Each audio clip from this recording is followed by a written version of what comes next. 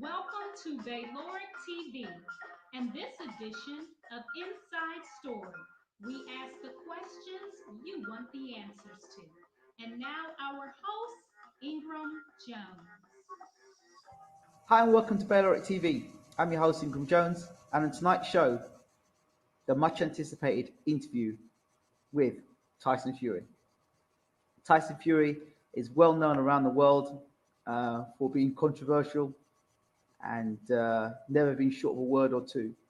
So I was asked by so many people to do this interview in particular. I wanted to hear what Tyson had to say, and there were questions that people wanted answers to.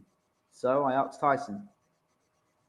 So here is Tyson Fury with BWTM TV. Hope you enjoy the interview. Hello. Hello, good evening. Good evening to you. Thank you, Tyson, for doing the interview with BWTM TV. No problem. Okay, I want to start the interview slightly differently. I want to start talking about you in terms of your boxing career as an amateur. It's something that I think gets skipped over a lot, and a lot of boxing fans tend to just see this guy who's 6'8" and has won 21 fights, and think, oh yeah, he's only won 20 fights. He ain't fought nobody. He's just fought pure bums. And they look at BoxRec and, you know, they don't get an idea of who Tyson Fury really is. So if you could start about your amateur career in terms of where you fought, who you fought, in terms of the type of competition you were fighting, and just go from there, really.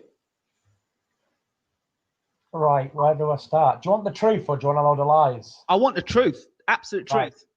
Truth is, I never had an amateur fight until I was 17 years old. I went to the World Juniors after 9 bouts. Got a bronze medal, got ripped off in the semi-final. Went on from there, got silver in the Europeans. Won the EU tournament. What else I do? I boxed America, I boxed the Olympic representative, Michael Hunter. I beat him. I went out to Philadelphia. I was supposed to go to the Olympics before that, 2008. The GB team didn't give me a box off with David Price, or they didn't give me a slot to go for a qualifier. So I was pretty pissed off for them. Then I fucked off to Ireland and went to a multi-nations with Ireland, and I knocked out a Polish champion. Then I come back and I went to USA and knocked out another American fighter, Ireland v USA. Traveled to Philadelphia to do that one. Boxed in the historical Blue Horizon where Rocky Balboa boxed. That was experience. What else did I do as an amateur? That was it really. Ate loads of cakes, drunk loads of alcohol, had sex with loads of birds. You know, I didn't really do a lot. I just ate a load of junk and I never really trained. I won the ABAs without training. That was quite an achievement at 20 odd stone. And I wasn't a serious boxer, you know, I never took it seriously. Just to play at boxing. Never thought I'd be a superstar professional, but then again, who does? And what else do you want to know? Well, it's interesting. You talk about those experiences boxing in America, boxing in Philadelphia. I mean, you know, a lot of boxing fans or boxing experts know that fighters in America at that time, that their training regimes are pretty good. The amateurs have always been good in America. So you were fighting good quality amateurs. Yeah. Which is something that can be overlooked. And the thing is, why I'm asking the question about the amateurs, because I saw an interview, quite a good interview, not too long ago, about you talking about your experience of not being allowed to fight in the Olympics. And you talked about the politics of that. Now, first and foremost, I guess back then you must have been pretty angry with them. You know, back then I was quite angry with them because that was what I wanted to do. You know, I wanted to be an amateur boxer and go to the Olympics. But when I look at it now, I realise it was all a lot of bullshit. You know, it doesn't matter if you've had 100 amateur fights and won 100. Doesn't mean you're going to be a good pro fighter. I was never an amateur boxing style. I was all knockouts. I used to go for a knockout every single time. Even when the England team said, "Oh, don't go for a knockout, get some points and top gear and jib and jab around." All right, straight in, attack. Always attack. I had 34 wins against, no, never. I had 31 wins, 4 losses, 26 by KO as an amateur. And, you know, to talk about going to the Olympics and bringing all that back up again is just pointless, really, because it was all a lot of bullshit anyway. And if I had my chance over again, I wouldn't have even bothered with it all. Because boxing for a plastic cup is pointless. What's the point getting punched in the face by heavyweights for free? Senseless. And I now realise that. So I look back on it as it was all a load of rubbish. I remember Gary Mason making a statement before he fought Lennox Lewis. He said, well, Lennox Lewis stayed in the amateurs and went and won and fought for the Olympic gold because he got beat by Tyrell Biggs in the first Olympics. And he said, well, you know, he's the mug because he ended up fighting in the Olympics the second time and getting punched in for free when I'm basically fighting and getting paid for it as a pro. So yeah. I guess in that sense, you kind of agree with what Mason was saying.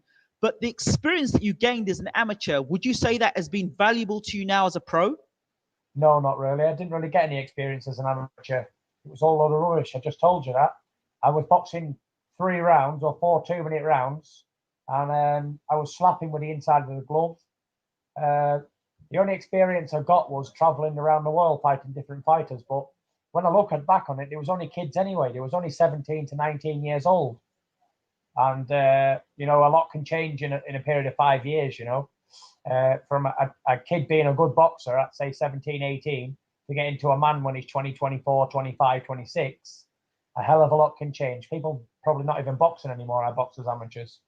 So people look back, and a lot of boxing fans will look back to that fight you had with David Price and will say, oh, yeah, well, he fought David Price then. He knocked Price down. But then, you know, Price came back and won the fight. But I'll leave you to explain. But you were pretty young then. Yeah, I was. I think I think that was in November, and I was 18 in August. So August, September, October, November. I was just 18, really. And I had, no, I'm not going to tell any lies. I was 18 in 3 months. And I had 10, 11, 12, 13. I had 13 bouts. And I was just 18, and I was a fat pig, and I didn't punch correctly. I was hitting with the inside of the glove. So, and he at the time was 23 or 24, and he was an open class international. He was a 3 times ABA champion, a Commonwealth gold medalist, senior, and he boxed all over the world. I believe he had about 70 or 80 amateur bouts. Put the shoe on the other foot. If that was me, if I was the man with all experience, and he was as old as I am now then, and I was a kid.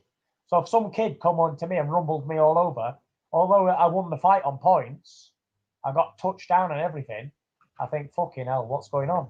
But, you know, it wasn't really a big issue for me because I didn't think much of the ABAs anyway. I thought the ABAs was rubbish. I wasn't even going to go in them. And I got talked into going in them anyway. I wasn't ready for that type of a fight, you know. But there was nobody else to fight, so I thought, fuck it, I'm going in the ABAs, I'm going to fight David Price. So that's what I've done, and I got beat up on points. I think I know the score was 22-8. So he never hurt me at all, and never done any damage to me. I was the aggressor. I don't know if you can get the tape on wherever, but if you'll watch the tape, I was the aggressor all the way through. And I landed proper punches, and he landed nothing. See, I will bring in, and I have to bring in Audley Harrison because he was an Olympic gold medalist, the big hope from, you know, and he came back and basically he failed to deliver. So it doesn't guarantee the fact if you are an Olympic champion that you're going to come into the pros and do well. Yeah, it doesn't. It doesn't mean anything, you know. There's been a few Olympic champions, not a lot. Mostly, if you win the Olympic Games, you're going to go on to be a world champion, but not in a lot of people's thing. You like Audley Harrison, he didn't do much, did he? No.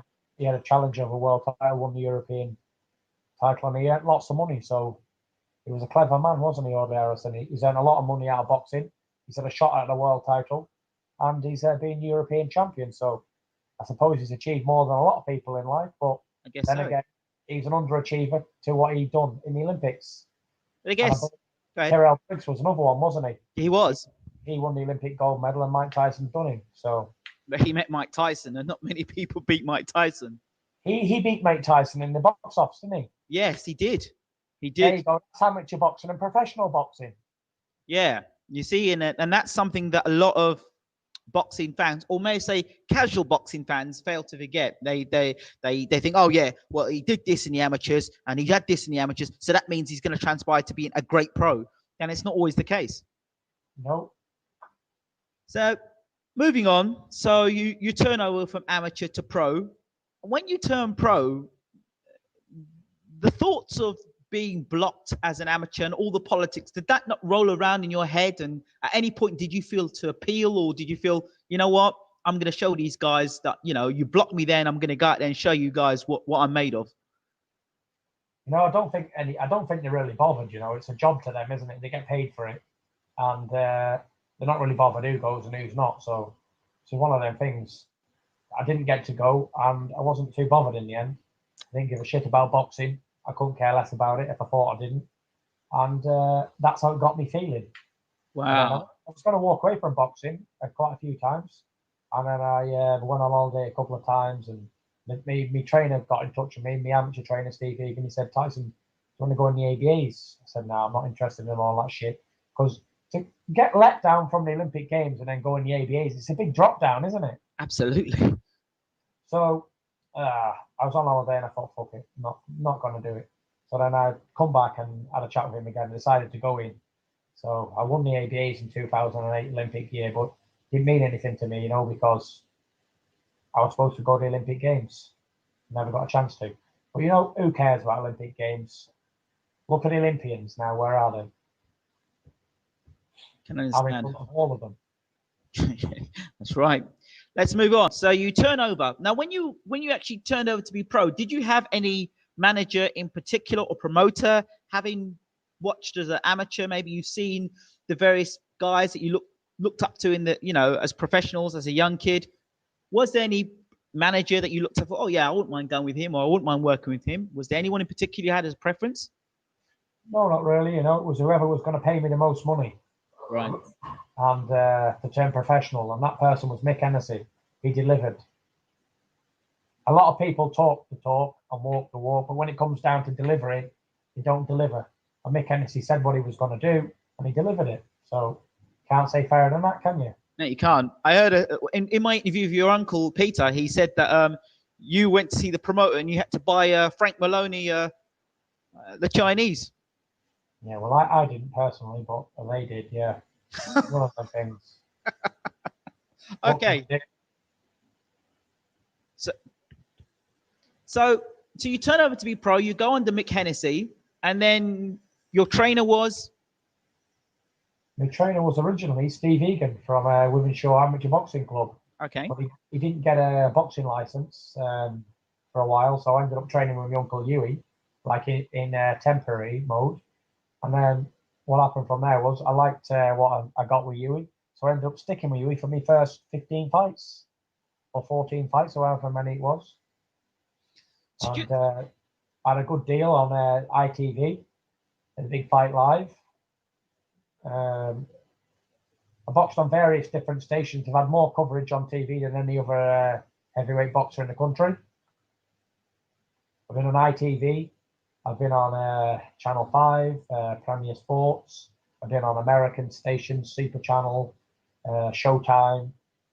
I've been on a lot of different stations since I've been a professional. and I've had a good learning curve of different fighters. Mm. You look at my record, I fought more undefeated fighters than any other heavyweight in Britain. I fought the tougher fighters than any other heavyweight in Britain has. And, you know, it's one of them. I've had a good learning curve, and I'm now ready to take on anybody who wants to fight. Absolutely. Everything's right. So, I mean, in terms of you turning over, you getting the 15 fights, along the way, I know you it's well documented that you partied, you were drinking, you were basically having a lad's life. Yeah, I was a badass, you know what I mean? I didn't give a shit. I was going in there, I was smashing someone's face in, getting paid, and I was going down the town and spending it. I was treating everybody for everything. I wasn't bothered, you know. I never have been bothered about money, you know. Money's nice, but it's there for spending, isn't it? It's there for enjoying, living your life. And, you know, I was living a lad's lifestyle, you know. I was going out buying nice cars and racing up and down and whatever, drinking and messing around with women and all sorts of stuff that had happened to a young kid who comes into a few quid, comes into a bit of fame straight away. You know, it does.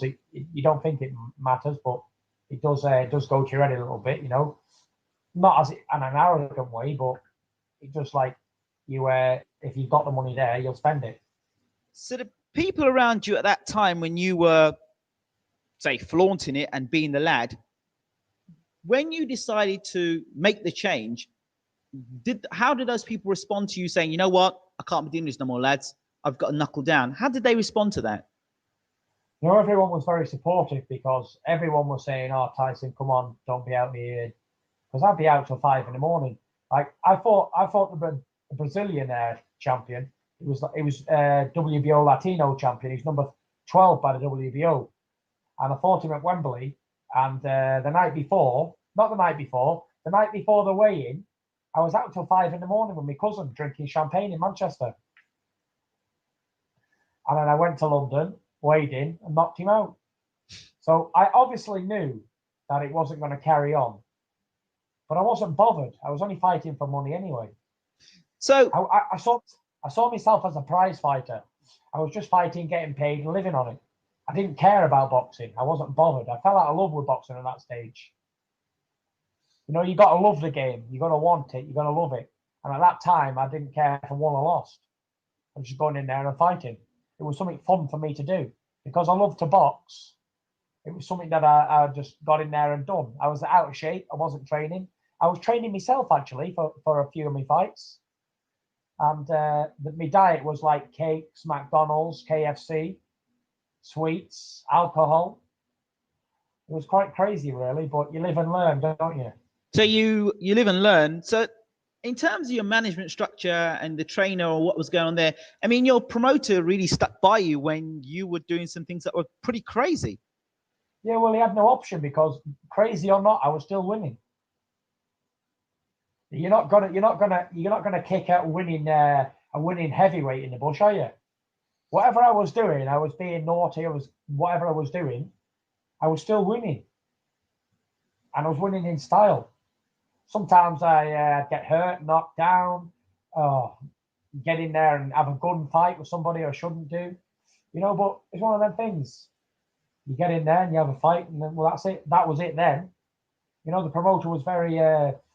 He stuck by me, you know, Mick Hennessy. But you know what comes around goes around, because I stuck by Mick Hennessy when nobody else did.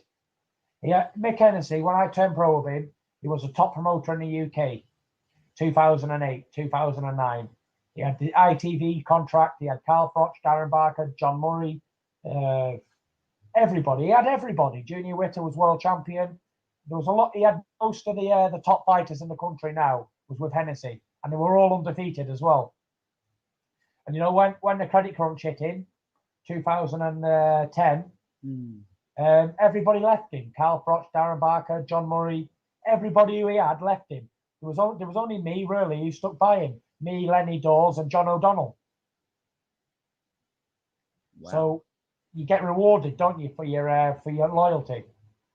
Wow. So was there no point in time you thought, you know what? Well, these guys are all going. This can't be clever. Let me get out of here. Did you never consider that?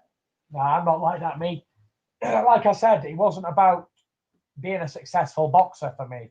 Maybe I was a stupid one, but Carl Froch and all, it was a business to them, wasn't it? They was on about they was on about the business side of things and all that. But as I said before, it didn't really mean anything to me, boxing. And I've always been the type of person that if a ship's going down, we're all going down with it. You know, I'm not going to jump off when someone's in trouble. I'm going to fight it to the end. I'm not the type of person to run away when we're having a fight. If there's 10 of us and 50 of them, we're having a fight, you know. Maybe everyone else runs away, but I'll always stick by you. I'm that type of man. So I wasn't about to abandon Nick Hennessy when he was having things bad, because I was with him through the good times. So you got to be with him through the bad times, take the good with the bad, haven't you? And try and make an average out of it all. So we'll go on to the first major fight on television, which was, I believe, you had the what's the guy's name? He fought him twice. McDermott. John McDermott. Yes, the first fight.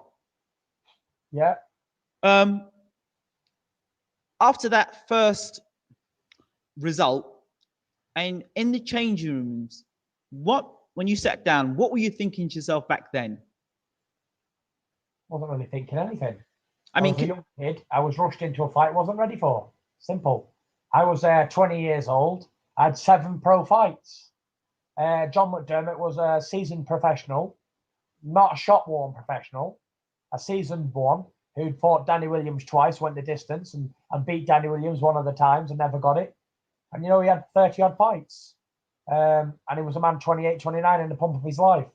And the John McDermott I got in the first fight was a good game, strong John McDermott, taking nothing away from him.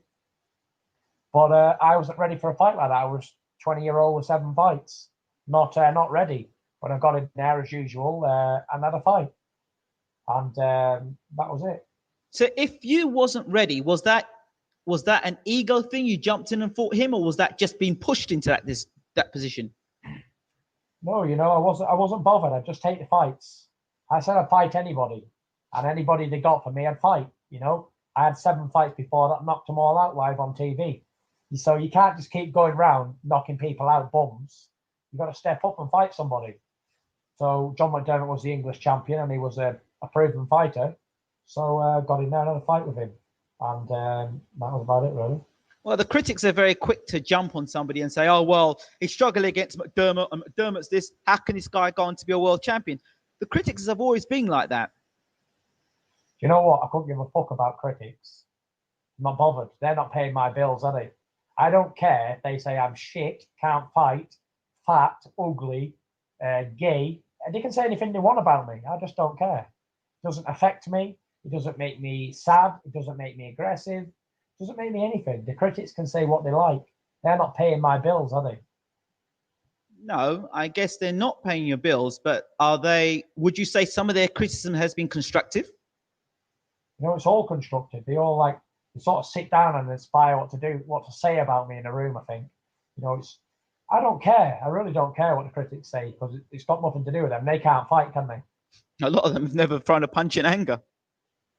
Yeah, so if I was in a room with them and they had a pair of gloves on, I show them what it's like to be punched in the face. Then they wouldn't critic anymore, would they? Because how can you criticize somebody who's in the ring fighting for his life, when you've never stepped between ropes? Anybody, I don't care if he's got a record of 10 and 10 losses, all by KO, he deserves credit for getting in a boxing ring and fighting. So who's some man to criticize somebody else who's never had a fight in his life? This is I think all the critics need sitting down or standing up in a row, and they need me right-handing them one after the other. I'd be obliged to knock 100 out. I'd just stand them in a line and let them feel right hands and left up. That's how much I value a critic. I'm sure there's some in particular you'd probably like to throw more than just left and right. I'm sure you like to throw uppercuts on them as well. There's few. I might even throw a low kick in there, baby. I mean, there are some I listen to on television. I tell you, I wouldn't mind throwing a few uppercuts myself at them. Nah, they're all jealous, aren't they? Because they can't do it, or maybe they could have done it, but there has been. And you know, there's nothing like currency, is there? It's like now. Now exactly. Is the right time. It ain't 10 years ago or 5 years ago. It ain't I was, it's I am. Valid. Now, next point. Big fight. Let's move on from McDermott and let's talk about DERECK CHISORA. I want to go into that situation with. I obviously wasn't there. I was watching it on television, but I heard about this shirt coming off and DERECK and you getting into something. What was all that about? That was about getting a fight on, you know. Right. If there's one thing Tyson Fury knows how to do, it's how to PR himself, how to make press, and how to get fights on. You know, I just don't care. I don't care. Simple. Whatever it takes to get a fight on, I'll do it. And if that means going up to somebody and punching him in the face, well, it's got to be done, hasn't it? It's a perfect example of David A and DERECK CHISORA. They do what a man's got to do, you know. But back to the Chisora fight. We was at I believe it was James DeGale fight. Yes. And Frankie Gavin was boxing. And I was keeping a low profile in the crowd. And I was getting a bit tired, you know, sick of these boxing. It was quite shit, actually. It was like watching paint dry. So I decided that I'd go down and challenge DERECK CHISORA to a fight. So, just randomly, just like that. Just random. He never even said anything to me. He never seen me. So I ran down, jumped over a few barriers. I said, "Hey, DERECK CHISORA." I said, "Come on." I said, "You don't want to fight me, do you?" I said, "You're a shithouse." He said, "Oh, blah, blah, blah, blah. Rubbish, rubbish." I said, "Listen," I said, "come on, fight now then." And it got a bit irate and I pulled my shirt off and I said, "I fight him here and now." I said, because he wasn't going to sign a contract because he wanted to fight Klitschko. And, you know, I ripped my shirt off, shadow boxed a bit in the crowd and made a big scene, you know, something like Muhammad Ali would do. About 50 bouncers come over and I was like, "Stand back, I want him, I want him, I want him, I want to fight him." And it was quite a bit like a pantomime villain, really. And that was about it, really. The next day, he signed the contract. It's all very tongue-in-cheek, is it not, Tyson? Tongue-in-cheek, you know, it's got to be done. People can take it serious, but I don't really take much serious, you know. I don't really take what I say serious. You know, it's all fun and games at the time, but then you can sit down and think, oh, right, these people are going to take this a bit serious now. I guess maybe 10 years ago, it might have been interesting to see you at the MGM Grand with the likes of maybe Holyfield and Tyson were around and Riddick Bowe and Lennox Lewis, maybe sitting in an audience and you sitting there, maybe jumping over a barrier and saying, "Hey, Mike, I want to fight you," or "Holyfield, I'd like to fight you." It'd have been quite interesting. You know what it is? I'm in the wrong era. I should have been in that era. That would have been an interesting era, don't you think? Interesting, very interesting. You know, the people of today, they've got no humor. They've got no sense of funniness. Everyone wants to be straight laced, you know. It's no good, really.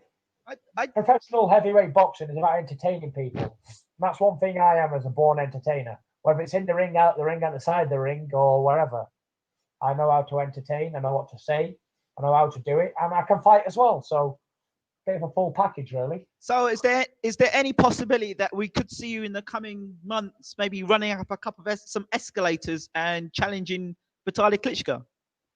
No, because it's already been done by David A, and I'm not a copycat. Okay. But, okay. Now, I do want to. There's a reason why I mentioned that. I want to touch on that.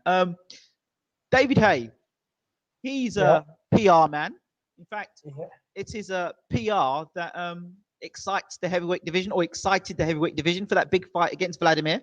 A lot of talking, and a very anticipated fight, but the actual fight didn't deliver. Now, here we are in 2013 with a young man who is ambitious, wants to fight, and wants to fight the best in the world.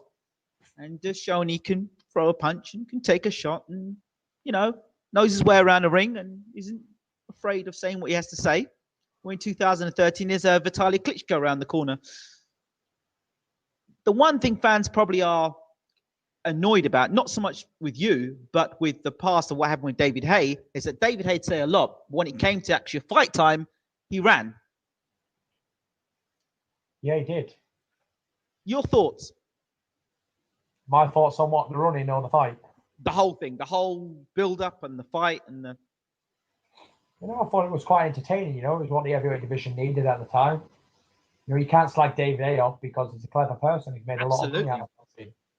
A man's got to do what a man's got to do, and there's nothing clever about being knocked out, is there? Absolutely not. So, is David A foolish man because he didn't get knocked out by Klitschko and he didn't stand still and let Klitschko land on him? I'd say no.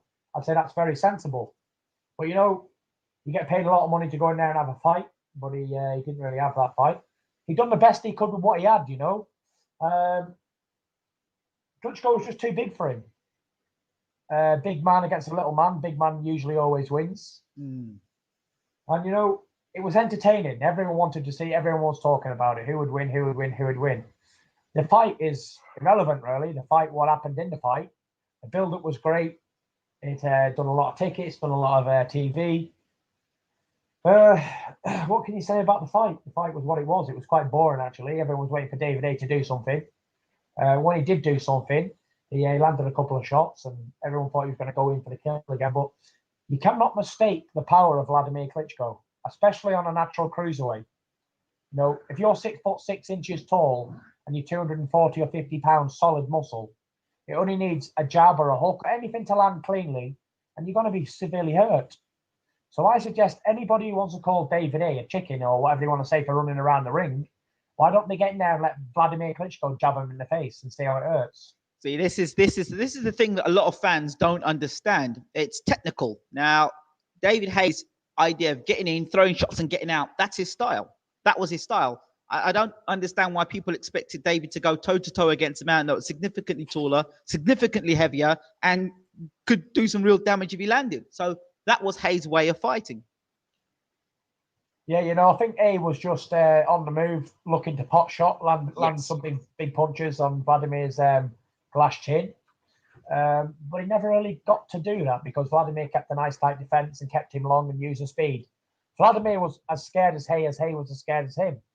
They were both quite afraid of each other's power, and they both stayed out of the way, They say Hay ran around, but Klitschko didn't exactly put himself forward, bombing himself, did he? No, he didn't. He was just content to stick behind the jab and box his way to 12-round victory.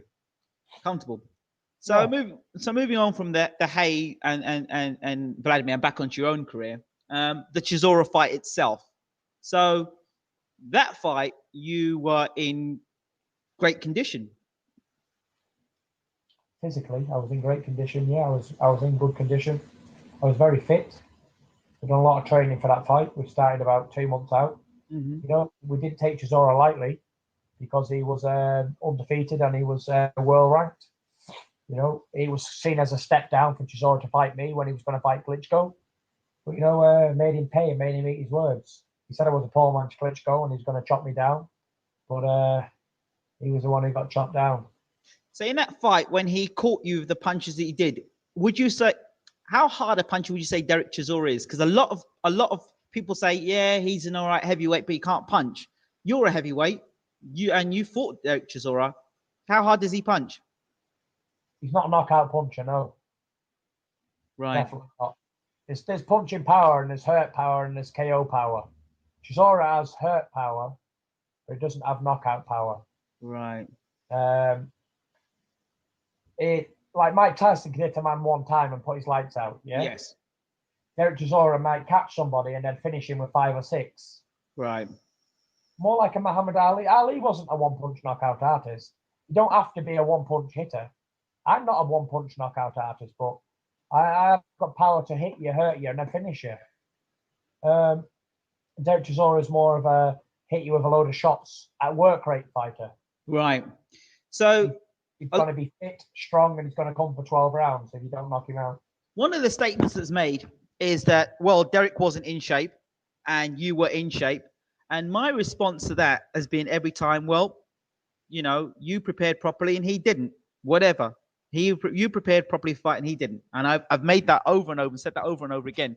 Now, what do you think Derek Chisora could have done differently in terms of, had he lost the weight and came in great shape, how much more of a better performance could he have done with you, do you think? Do you want the answer to that question? Yes. Derek Chisora didn't come in at 17 stone because of the blooming way, and he knew that. Derek Chisora needed that weight. Let me put it this way. If he'd came in at 17 or 17 and a half, he would not have made 12 rounds, for sure. The weight helped Derek Chisora survive. The weight was a key factor for Derek Chisora. That's why they put it on. That weight was a purpose issue. It wasn't that he didn't train because he was fit for 12 rounds. If you don't train, you can't get past 6 rounds.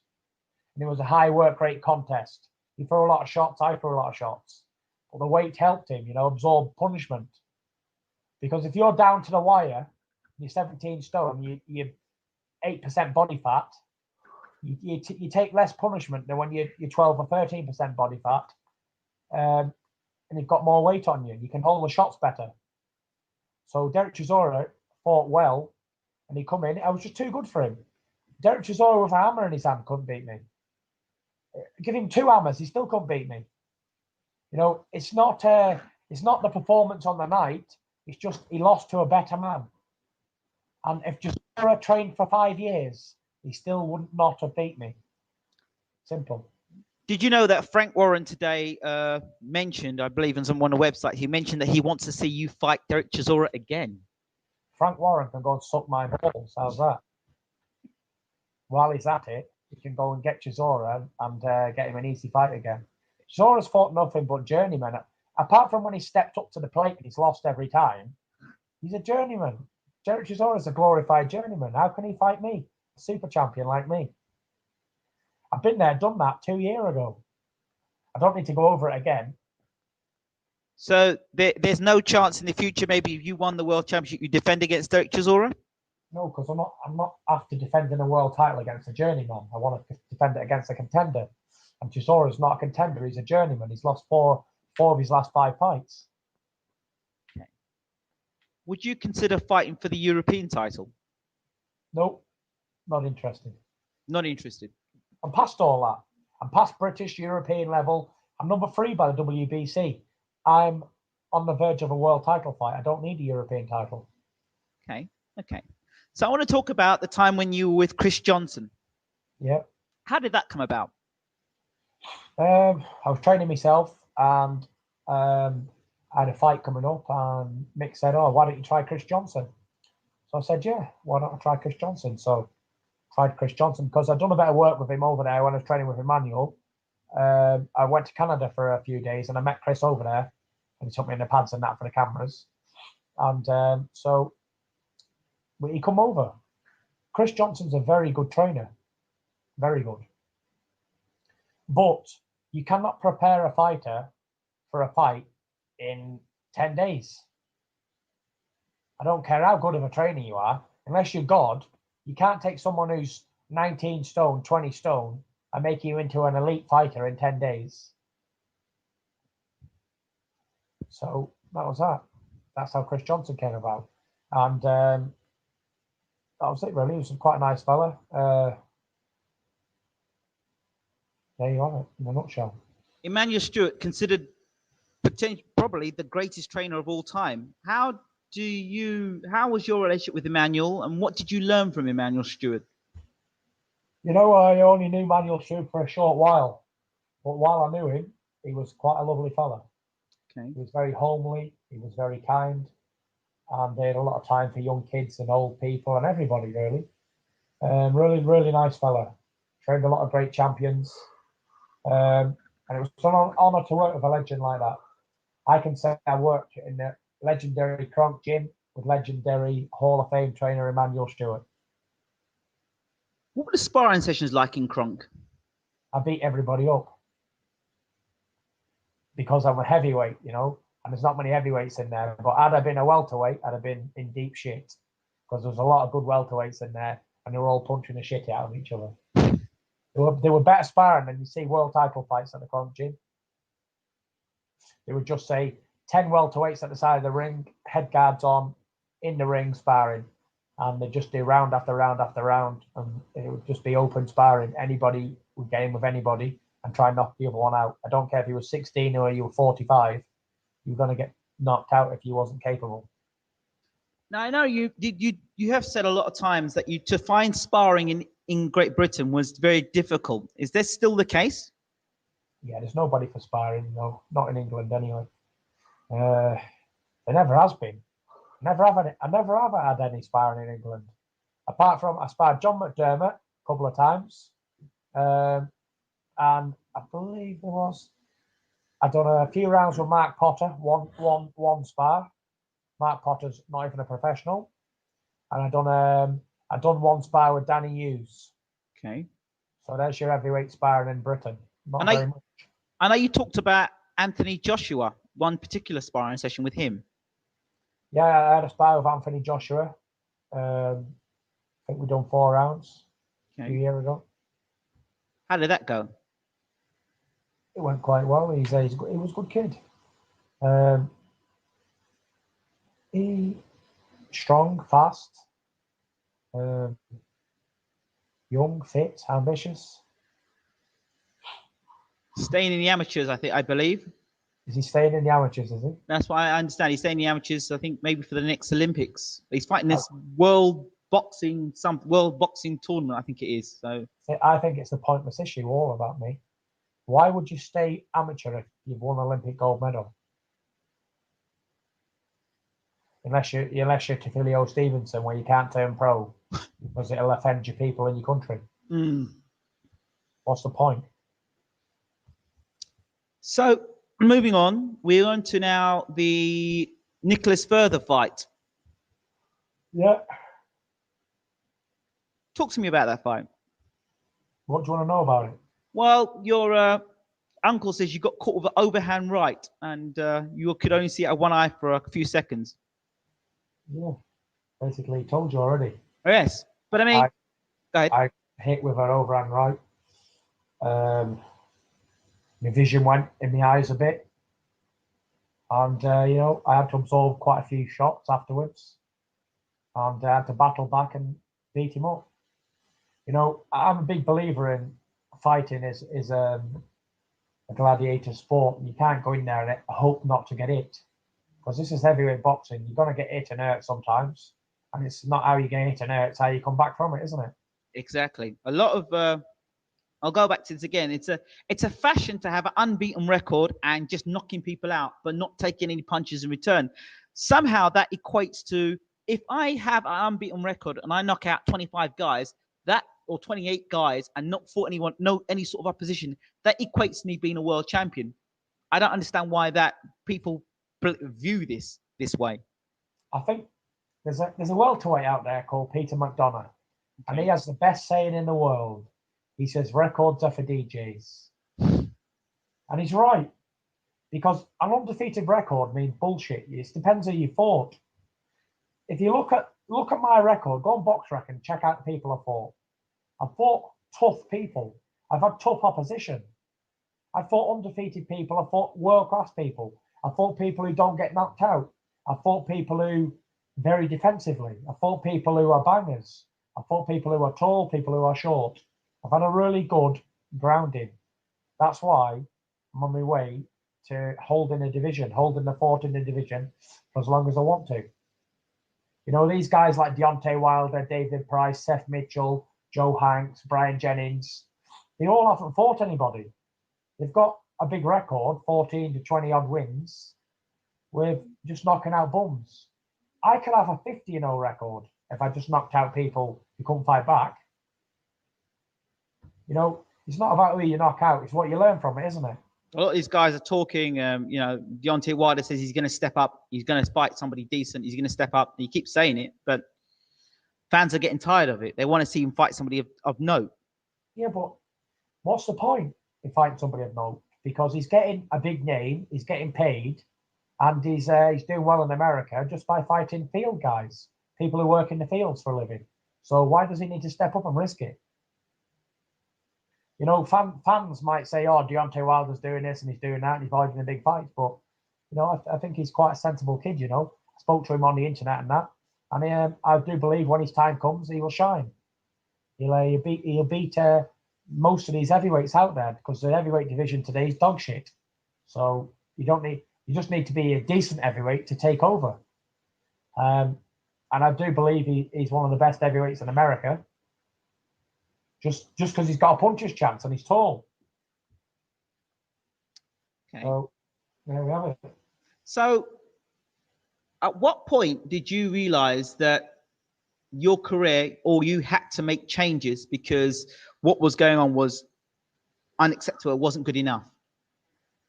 Say that again. At what point did you realize you had to make an adjustment, to make a change, to realize that what you were doing wasn't enough anymore? It wasn't good enough anymore. You need to make that change to transition from where you were to now where you are with Peter Fury.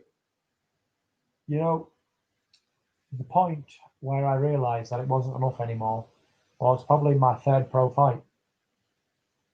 It just wasn't enough anymore, and I had to do something about it. You know, and I tried to do something about it, but I just never done the right things. You know, if you look how many different trainers I've had about 25 million trainers.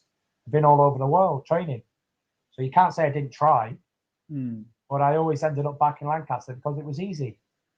It was easy. It was an easy life. It was local. I was at home, and there was my uncle. You know, so I realised I wasn't doing enough, but it was one of them things. Just come to a point really where I wasn't going to bother with boxing. I told you I wasn't interested if I won or lost. I was just doing it to get a few quid in and go in there and have some fun. So it was just a game to me, really.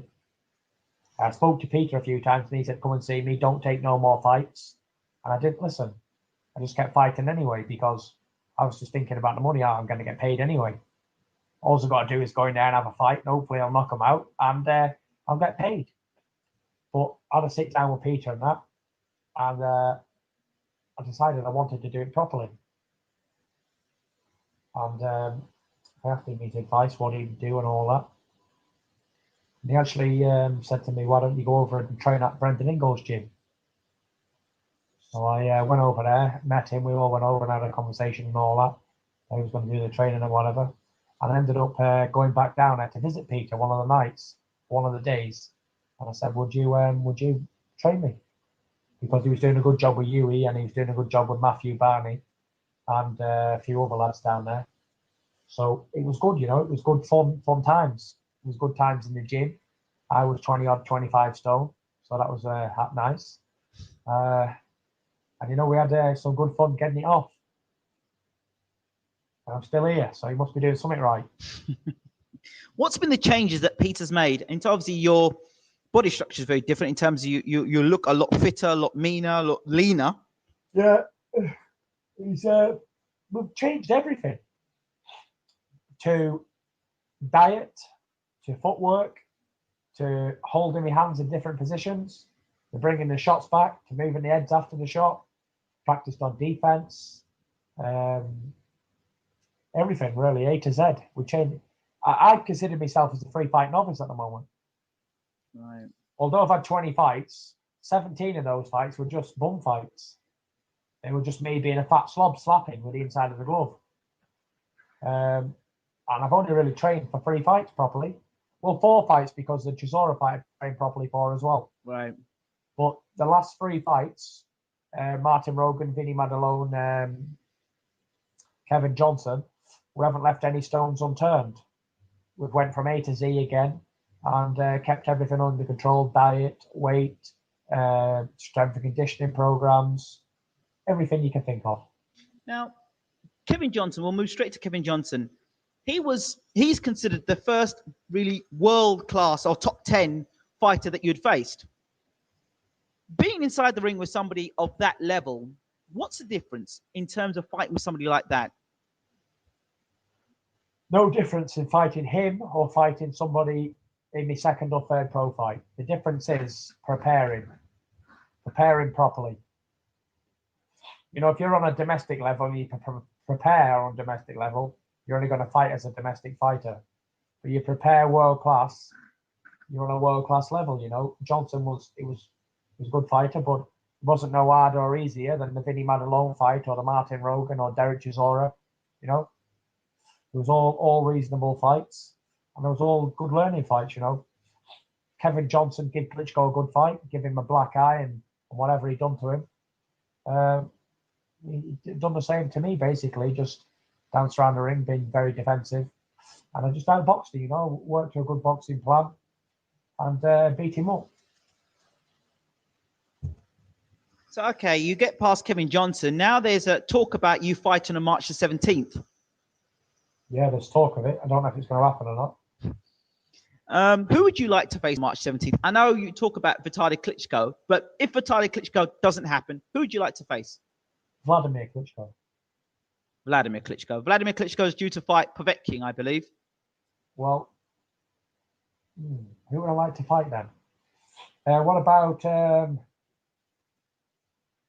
I don't know. See, You know, there's a lack of heavyweights out there to fight, really. There is. Hence you calling out Cain Vasquez. Cain Velasquez, yeah, that'll be a good fight for Mark. If he takes it. I understand he's rejected that, by the way. Yeah, he's a pussy, isn't he? That's why. Scared of me. Ow. I'll tell you what it is, yeah? Yep. When you're in a high position, you've got a high ranking by a boxing organization. You can't just go in and fight anybody. You know, I'm in line to fight for the world title in the next fight or whenever, the next 2 fights. So it'd be very silly of me to go and risk it against somebody undefeated who's nowhere, wouldn't it?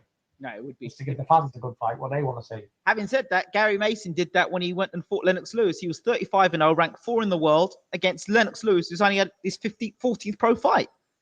And he lost it, gave it all up. He got him done in, didn't he? Yeah, it did. It did. Reckless, stupid. It didn't do him any favours, did it? No, it didn't. In his career. Straight into his position, and within a few fights, he was world champion. Well, there you go. So I'm not to do the same, am I? When the fans talk about, oh, Tyson's got to fight somebody who's credible for his next fight. I mean, you've just fought Kevin Johnson. The heavyweight division itself is scarce of real names to fight. You've got Areola and the other guy fighting an eliminator soon.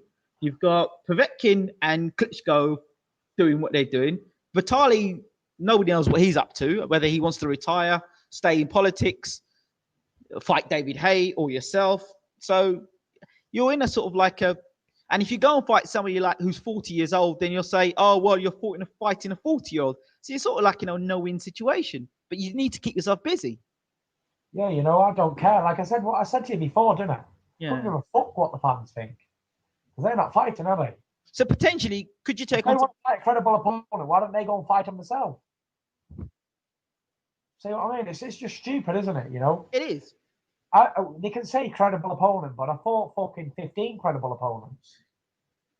If I fought Mike Tyson, Muhammad Ali, Joe Frazier, and he had an undefeated record of 60-0 with 59 knockouts, and Tyson Fury beat him, he would become a bum instantly.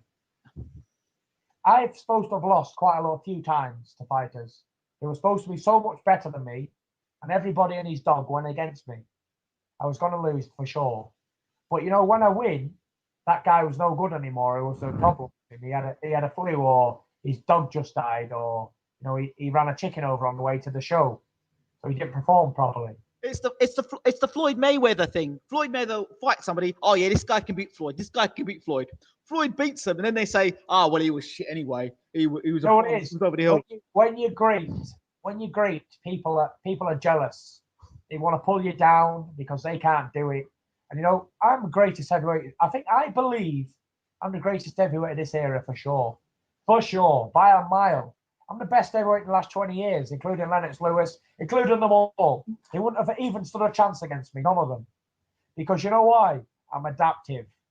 I can fight, I can box, I'm a slickster, I'm a counterpuncher, I'm a defensive fighter, I'm an all attack, I'm an orthodox, I'm a southpaw. Whatever you are, I'll find a style to beat you. And it's not about how you can perfect one style, 1-2 and a jab. It's how many tools you've got in a shed to alter that. If you've got a sword, and a shield, and I've got a shed full of machine guns and stuff, and samurai swords and rakes and shovels and hammers, I can pick whatever I want to come and fight you, can't I? Yeah. You've only got the one weapon to fight me with. And the other great thing about me is I'm very unpredictable. They don't know if I'm going to be Mr. Nice. They don't know if I'm going to be a horrible bastard. They don't know what I'm going to be. They don't know what I'm going to fight like. They don't know if they're going to turn up. They don't know if I'm going to be successful, if I'm going to be shit. They don't know if I'm going to come or fight at all, come in 20 stone, come in 17 stone ripped. They just don't know what to expect with Tyson Fury. I'm very unpredictable. And I'm international man of mystery. A bit like Austin Powers without the teeth. You see, you don't really need a PR agent, do you? No, definitely not. We're just talking about this today.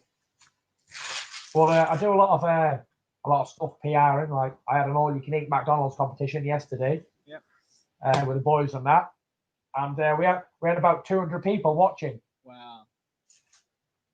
So it's quite cool actually. So, the other thing we must talk about, I've got to mention it. That other man, the other boxer over in Liverpool, David Price. Yeah. What about him? Now,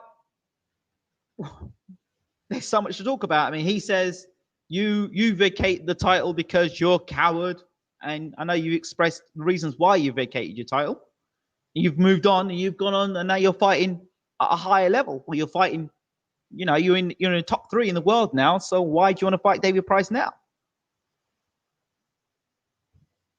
Anything else? Well, in terms of David Price. No, yeah, I'm saying, have you got anything to say else about David Price? Well, not really. I've got nothing really to say. I've got really nothing to say about David Price because What's my opinion of David Price then? Well, his career, what he's doing so far. I mean, you probably don't care what David Price is getting on with David Price because it's your career. So he's fighting a lot of old age pensioners, really, isn't he? Well, he's fighting Orley Harrison, Matt Skelton, Tony Thompson. I hear they're going to get Razor Ruddock, and he's lined up Razor Ruddock next. The Canadian guy who fought Lennox Lewis. Yeah. He's 49, 40, maybe 50 years old, and he's still boxing. So after Thompson, they're going to get Ruddock for sure. But good luck to the fella. I hope he's very successful. I hope he earns plenty of money. I hope he keeps his wife happy, his kids, and no hard feelings, Right. While we're at it, and we're at this point, I've got to ask the question about that conversation that you had on Channel 5 during the James DeGale fight, and you called him a plumber. Yeah. Can you clear that up for me, please? Or for the fans? What do you want to clear about it? Well, you called him a plumber, and you called him a stiff idiot. Yeah. Of course, at the time, you were cut off short from that because, the announcer seemed a bit, surprised at what you'd said. Yeah. And kind of cut back to James DeGale because it was in between a round. Can you elaborate more on that for me, please? I get sick of people talking bullshit. Okay. They want to fight this and that and whatever. Before I want to fight Klitschko's, but they won't fight me, will they? I've been calling out David A all year last year, but he don't fight me, did he? Just because some idiot gets his mouth and starts using it doesn't mean he's going to get a fight, does it? Does not. No. I'll answer the question for you. You've been a bit slow there. But, he can call and say what he wants. And that midget, Frank Maloney, he can do what he wants, because I hear he's got an acting career now. We'll go pick it up. He's in the new Lord of the Rings film, Hobbit, star act. But, yeah, they can say what they like. You can talk a lot of shit. I talk a lot of shit. But sometimes I don't get what I want, do I? No, you don't. I want to fight both Klitschko's after each other.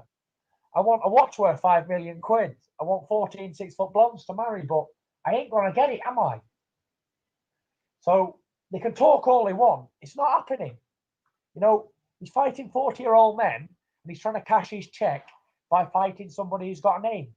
And if David Price, if there wasn't a Tyson Fury, David Price would be nobody because he's just using my name to get publicity. And when the time's right, yeah.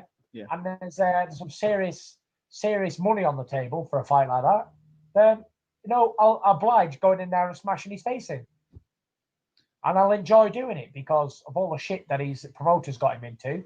I'll take it out on him because really he's a bottleless cunt, and I don't mind saying that because I can tell by looking at him he's no bottle just by the way he holds himself. He's like he scrunches his shoulders and puts his neck down like somebody who's scared. He don't stick his chest down and say I'm the man. He's a pussy, David Price. And I can tell if I looked at him outside and said, "Oh, you got a fucking problem," he'd look on the floor and walk away. And you know, when men like that, they can't fight me because I'll just put it on them straight away. And if you've got it put on you straight away, you're on a losing battle already. Just like Michael Spinks against Mike Tyson, he'd already lost the fight. Just like DERECK CHISORA v Tyson Fury, he'd already lost the fight. Just for being a big bottle has come. So, what is this thing between yourself and Frank Maloney? Has he offended you in some way, or has he said something that you don't like? Because there's a few things you've said about Frank Maloney recently, about his wife and about his finances, and on Twitter. You know, Frank Maloney's a little tosser, and I don't mind telling it to the world. I think everybody already knows anyway. But you know, if you want to go into a verbal battle with Tyson Fury, you ain't going to win, because whatever you can say, I can say 15,000 more things. Because where he's the promoter and he's bothered, I just don't give a fuck. So I can say a lot more than he would even dream of saying. And you know what? Who cares? Frank Maloney's a dickhead anyway. So the more shit he gets, he deserves. Now, you can't go around calling people names and not expect to get something done about it just because you want to earn a few quid because you're a greedy cunt. You know, you can't go around calling people cowards and Chicken Fury, and I label him Chicken Bow like I don't Chicken Bow, Tyson Fury. You know, because I fought anybody he put in front of me. And I fought Eastman in the amateurs for free, as I told you before. Yes. I didn't get paid for it, did I? I was 18 years old. I had 10 fights. So I'm sure I'm really scared of him. He couldn't do nothing with a kid, never mind a man like me now. You know, I'm sure that when the day comes, I'll put my fist right through David Price. And I'm just going to laugh at all the crowd because they're going to be crying, because I know they love him and they hate me. But I love being the villain. I love being the pantomime villain, and he's the Mr. Nice Guy. You know, when the Mr. Nice Guys get set about, it's Mr. Cry, isn't it? Oh, it's upsetment. David lad's been punched up. But what can you do? Then they'll have to fetch somebody else for me to smash him, won't they? They'll have to build another great white hope from England, and I'll have to smash his face in as well. So bring them on. Do you enjoy all of this? Do you enjoy all this, do you like this all this talking and I know you like to fight, but do you like the talking and the banter and the hype? Do you enjoy all that stuff? I love it. Love every minute. I can't see your face. It's what I was born to do. I was born to do it, and I'm doing it. I can't see your face, but something tells me that deep down inside you're smiling and laughing away. Bang on the nail. Bang on the nail. 100%. I also can't say to you that I don't enjoy all this, because I do enjoy it. I mean, most I shouldn't say, but I'm just being real. Most real boxing fans love this stuff because this is what sells. Let's be honest, this is what sells. Nobody wants to see somebody in a room, sit down and say, yeah, I've got my next fight and, I'm going to fight this guy and I'm going to beat this guy. And nobody wants to hear that. Somebody wants to hear you talk, say something controversial. From Tyson to, Ali, they all said something controversial. They all did something controversial, and that's what sells. What's this guy Tyson going to do next?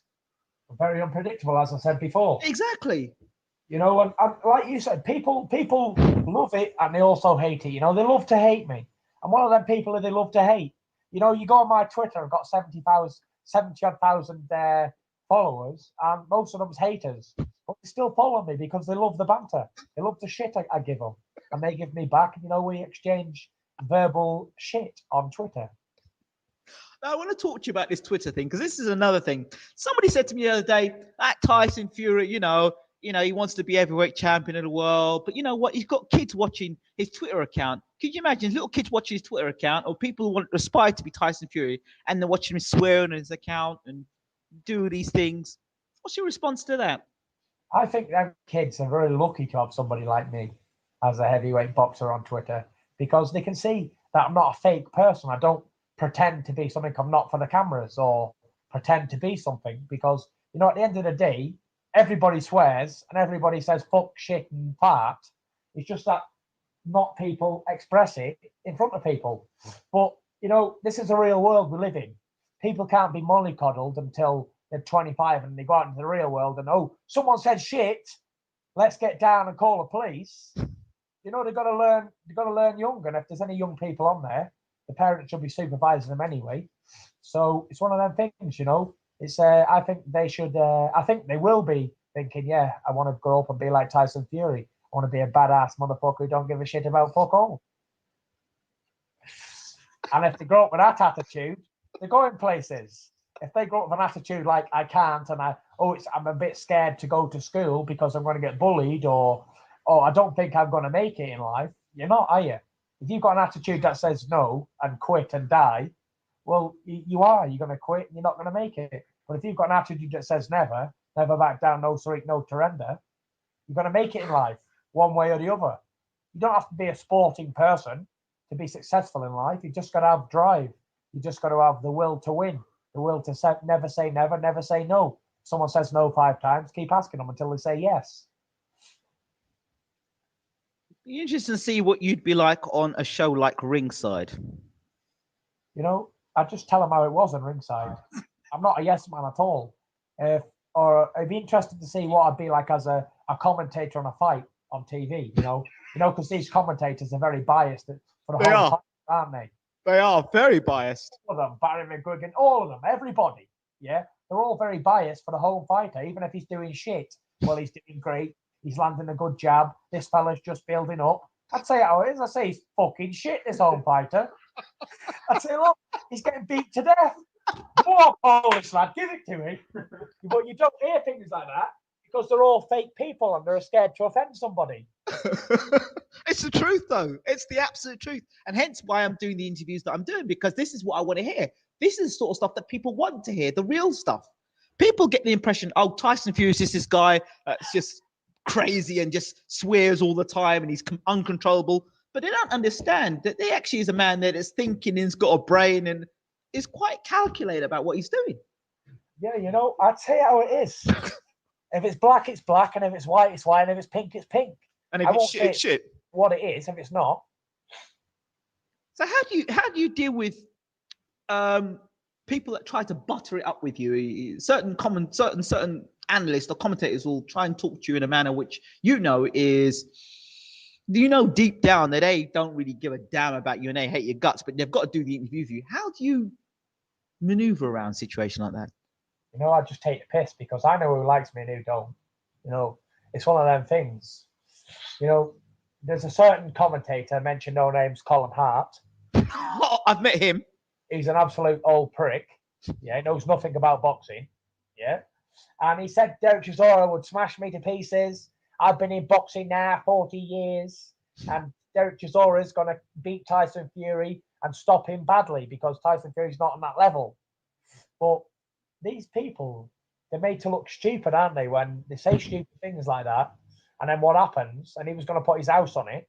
I couldn't have got a bet with him for his house against my caravan.